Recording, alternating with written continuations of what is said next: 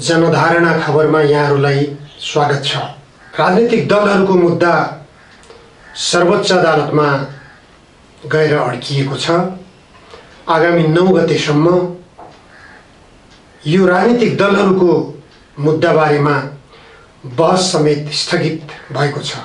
प्रतिपक्षीहरूलाई सर्वोच्च अदालतले आदेश गरेको छ कारण देखाऊ भनेर, खास गरेर प्रतिनिधि सभा विघटन सम्बन्धमा प्रधानमन्त्री र राष्ट्रपतिका नाममा कारण देखाऊ आदेश जारी गरिए अनुसार त्यो आदेश बमोजिमको प्रतिउत्तर पत्र सर्वोच्च अदालतमा नआएसम्म बहस स्थगित छ। अब यो अवस्थाले के देखाउँछ भने नेपालका राजनीतिक दलहरू सर्वोच्च अदालतले के निर्णय गर्ला अनि त्यसपछि हामी के गरौँला। राजनीतिक दलहरूको कुनै रोडम्याप छैन। अहिले देश बाढीग्रस्त छ। बाढीले वितण्डा मच्चाएर जनता घरबार विहीन भएका छन्। राजनीतिक दलहरूको भ्रमण त्यसतर्फ हुनुपर्ने हो। राजनीतिक दलका नेताहरू, स्थानीय तहका कार्यकर्ताहरू सबैको ध्यानाकर्षण बाढीबाट पीडित भएका जनताहरूलाई राहत दिलाउनतर्फ, उनीहरूलाई आश्वासन बाँड्नतर्फ, उनीहरूको अवस्था बुझ्नतर्फ केन्द्रित हुनुपर्ने हो। तर त्यसतर्फ छैन। केवल सरकारलाई कसरी हटाउने। सर्वोच्च अदालतले हाम्रो पक्षमा निर्णय गर्छ, प्रतिनिधि सभा पुनर्स्थापना हुन्छ। प्रतिनिधि सभा पुनर्स्थापना भएपछि बाढीले वितण्डा बच्चाएर घरबार विहीन भएका जनताका घर बन्ने हुन्। राजनीतिक दलका नेताहरूले प्रतिनिधि सभाबाट बाढीले बगाएका घरहरू, बाढीले ध्वस्त बनाएका घरहरू प्रतिनिधि सभाबाट निर्णय गर्ने हिम्मत छ। जनताका घरहरू अब सरकारले निर्माण गर्छ। एकीकृत बस्ती निर्माण गरेर बाढीबाट विस्थापित जनताहरूलाई त्यहाँ बसोबासको व्यवस्था मिलाउँछ भनेर आश्वासन दिन सक्छन् राजनीतिक दलहरूले। त्यो आशा अपेक्षा गर्न सकिँदैन। तर एउटा गजबको के देखिएको छ भने सर्वोच्च अदालत यस्तो शक्ति केन्द्र बन्न पुगेको छ अहिलेको अवस्थामा। राष्ट्रघात गर्ने सरकारलाई पनि रोकेको छ र राजनीतिक दलहरूलाई पनि खबरदार राष्ट्रघात नगर भनेर चेतावनी दिएकै छ। यसले गर्दा नेपालमा शक्ति केन्द्रको आवश्यकता रहेछ। नेपालका राजनीतिक दलका नेताहरूको चरित्र अनुसार हेर्दाखेरि नेपालमा राजनीतिक दलहरूलाई परिचालन गर्नको निम्ति एउटा शक्ति केन्द्रको आवश्यकता रहेछ भन्ने कुरा पुष्टि भइरहेको छ। अहिले त्यो शक्ति केन्द्रको भूमिका सर्वोच्च अदालतले निर्वाह गरिरहेको छ। अहिले म स्वयं पनि अधिवक्ता भएको कारणले सर्वोच्च अदालतका माननीय न्यायाधीशहरूसँग सार्वजनिक रूपमै रिट हाल्न मन लागेको छ। रिट निवेदन दर्ता गर्न मन लागेको छ सर्वोच्च अदालतमा। र यो सार्वजनिक रूपमा मैले गर्न खोजेको रिट निवेदन आम नेपाली जनताको हितमा हुनेछ र नेपाल राष्ट्रको हितमा हुनेछ। सर्वोच्च अदालतले नदी उत्खनन नगर, नदी उत्खनन गरेर बाहिर निर्यात गर्ने काम रोकिनु पर्यो। सर्वोच्च अदालतको आदेश हुँदा बित्तिकै सरकार रोकिनु पर्यो। सर्वोच्च अदालतले विदेशीहरूलाई नागरिकता प्राप्त गर्न सहज हुने बाटो खोल्नको निम्ति अध्यादेश जो जारी गरिएको छ त्यो अध्यादेश खारेज गर्यो। सर्वोच्च अदालतले खारेज गर्न साथ सरकारबाट हुन गइरहेको त्यो राष्ट्रघात रोकियो। म निवेदन गर्छु सर्वोच्च अदालतका माननीय न्यायाधीशहरूसँग सार्वजनिक रूपमा कि दलहरूका नाममा परमादेश जारी गरियोस् राजनीतिक दलहरू जनताका बीचमा काम गर्न जाऊ। बाढीग्रस्त जनताका बीचमा पुग। खेतीको समय आइपुगेको छ। किसानहरूका बीचमा गएर किसानहरूका समस्या के छन् राजनीतिक दलहरूले बुझ। यो गर्नुपर्ने होइन र राजनीतिक दलका नेताहरूले, कार्यकर्ताहरूले अवश्य पनि हो।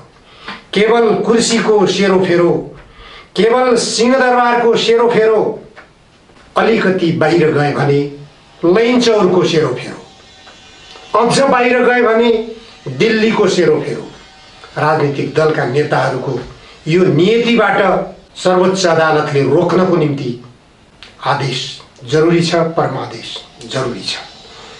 संविधानमा नलेखिएको, कानुनमा निर्देशित नगरिएको र कुनै पक्षबाट माग नभएको विषयमा सर्वोच्च अदालत बोल्नु हुँदैन भन्ने सोचाइबाट पनि सर्वोच्च अदालतका माननीय न्यायाधीशहरू मुक्त भइसक्नु भएको छ।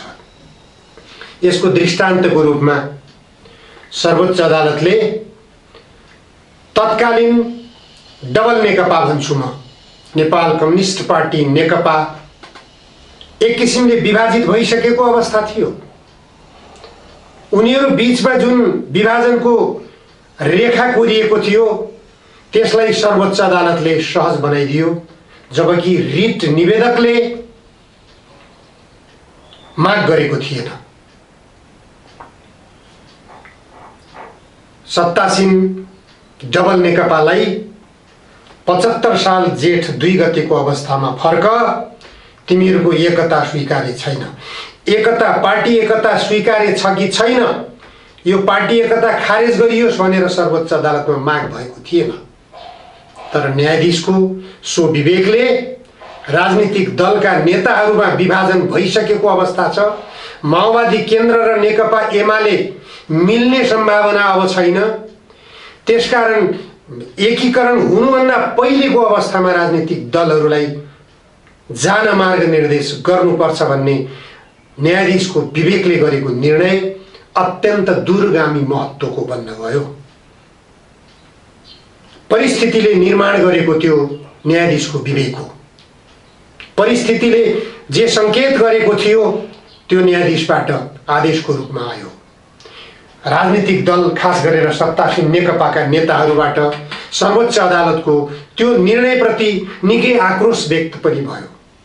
तर निर्णय स्वाभाविक थियो, आवश्यक थियो। विभाजित अवस्थाका माओवादी केन्द्र र नेकपा एमालेलाई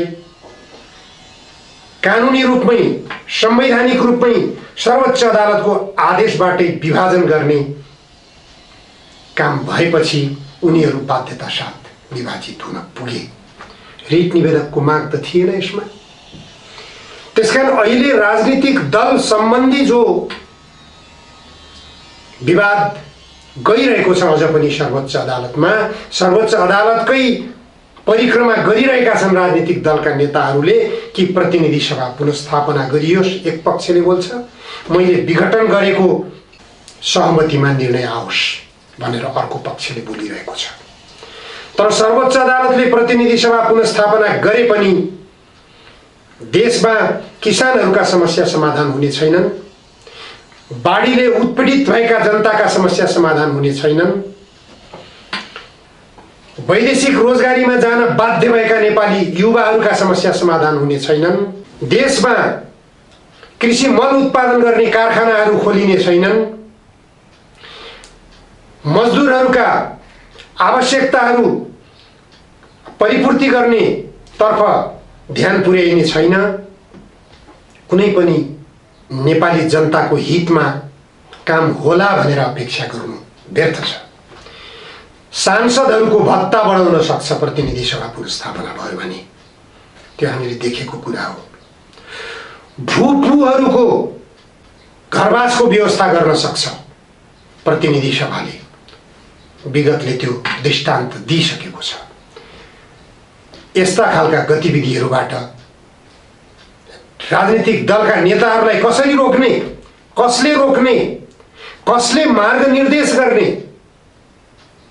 भूपू बन्दा बित्तिकै उसलाई आवासको सुविधा, उसलाई सुरक्षाको सुविधा, उसलाई उपचारको सुविधा, हरेक किसिमका सुविधा उसलाई उपलब्ध गराउनु पर्ने कारण के संसारका सबै भूपुहरूले त्यस्तै खालको सुविधा लिएका छन्?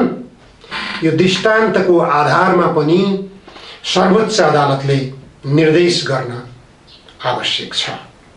प्रतिनिधि सभा पुनर्स्थापना गरियोस् अथवा विघटन सदर गरियोस्, त्यस क्रममा सर्वोच्च अदालतले दलहरूका नाममा आदेश जारी हुने गरिकन बोल्न आवश्यक भइसकेको छ।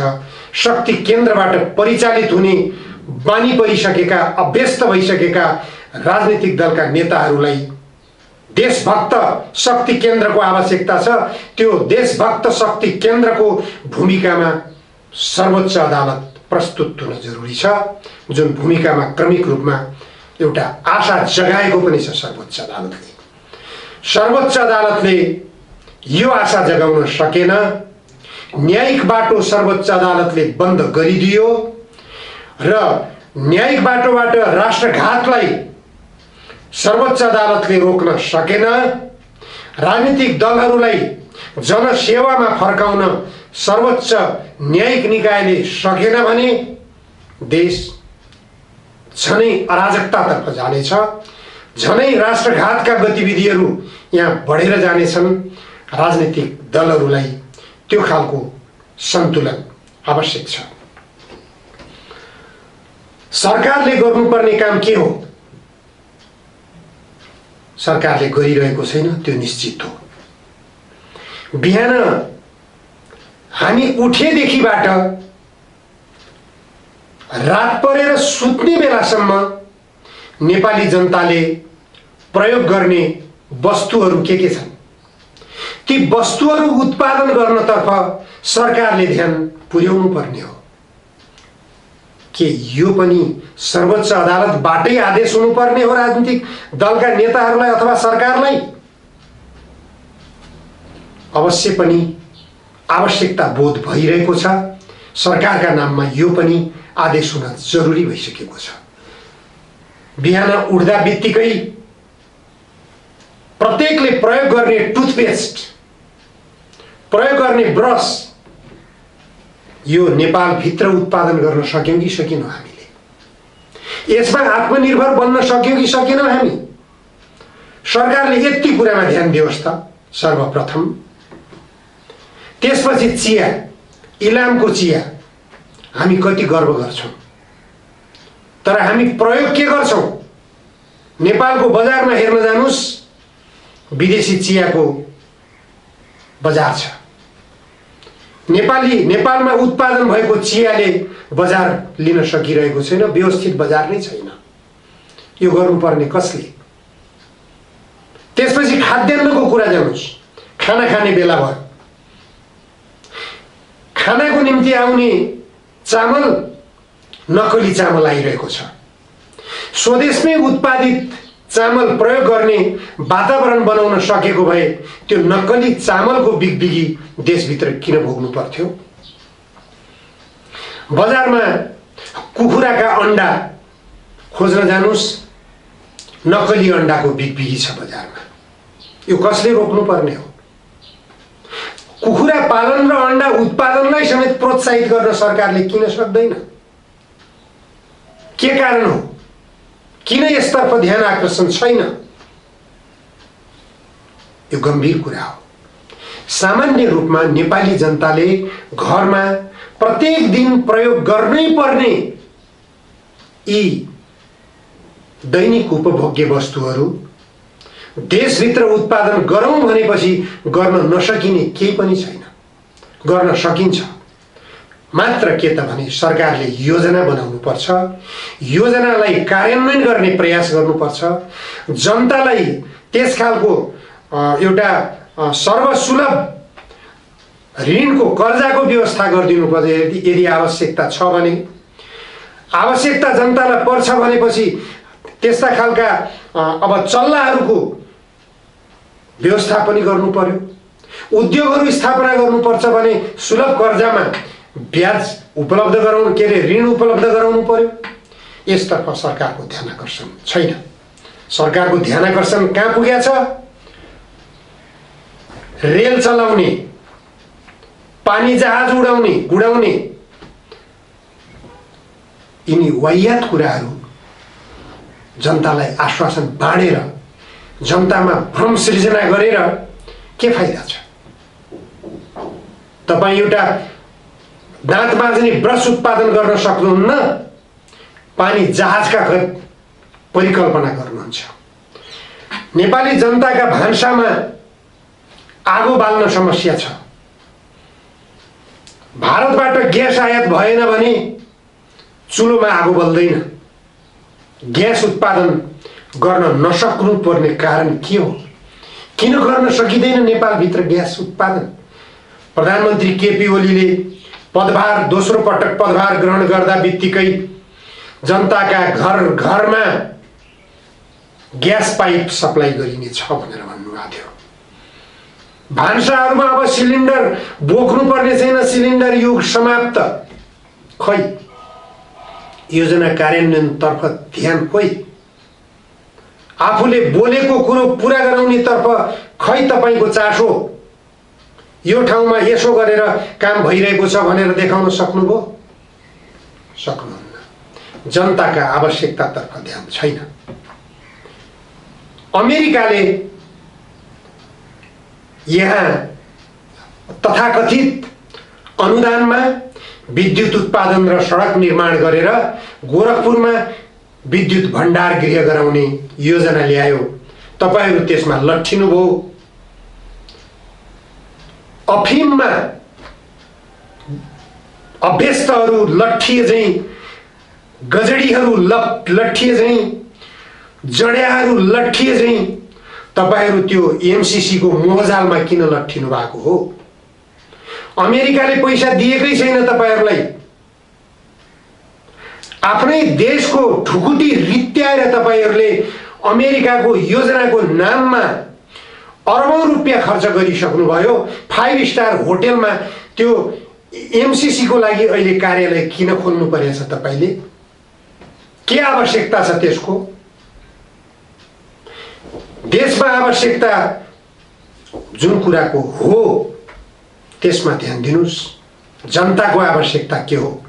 जनतालाई के चाहिएको छ? देशको आवश्यकता के हो? देशलाई के चाहिएको छ? त्यसतर्फ ध्यान दिनुस्। दैनिक उपभोग्य वस्तुहरू उत्पादन गर्नेतर्फ ध्यान पुर्याउनुस्। दैनिक उपभोग्य वस्तुहरूमा नेपाली जनतालाई आत्मनिर्भर तुल्याउनुस्। बाहिरबाट आयात रोक्नुस्। देश त्यसै आर्थिक उन्नतिको बाटोमा अगाडि बढ्छ। यति ध्यान दिनुस् है। आजलाई यति मात्र।